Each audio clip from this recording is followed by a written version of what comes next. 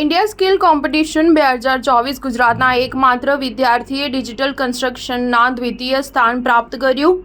વિવિધ રાજ્યોના 1400થી વધુ પ્રતિસ્પર્ધીઓએ ભાગ લીધો તો નેશનલ સ્કિલ ડેવલપમેન્ટ કોર્પોરેશન અને ઉદ્યોગ સહાય મંત્રાલય દ્વારા નેશનલ સ્કિલ કોમ્પિટિશન 2024 15મી મે થી 19મી મે 2024 સુધી નવી દિલ્હી ખાતે યોજાઈ હતી, જેમાં 63થી વધુ વિવિધ કૌશલ્ય સ્પર્ધાનું આયોજન થયું, જેમાં વિવિધ રાજ્યોમાંથી ડિજિટલ કન્સ્ટ્રક્શન કેટેગરીમાં 1400થી વધુ પ્રતિસ્પર્ધીઓએ ભાગ લીધો હતો, જેમાં સેપ્ટ યુનિવર્સિટીના વિદ્યાર્થી અને ગુજરાતનો એકમાત્ર વિદ્યાર્થી કૈરવ શાહે ભારતની પ્રખ્યાત ઇન્ડિયા સ્કિલ કોમ્પિટિશન 2024માં ડિજિટલ કન્સ્ટ્રક્શનમાં દ્વિતીય સ્થાન પ્રાપ્ત કર્યું। આ નેશનલ ઇવેન્ટનું ઉદ્ઘાટન સ્કિલ ડેવલપમેન્ટ અને ઉદ્યોગ સહાય મંત્રાલયના સચિવ અતુલ કુમાર તિવારી દ્વારા કરવામાં આવ્યું હતું।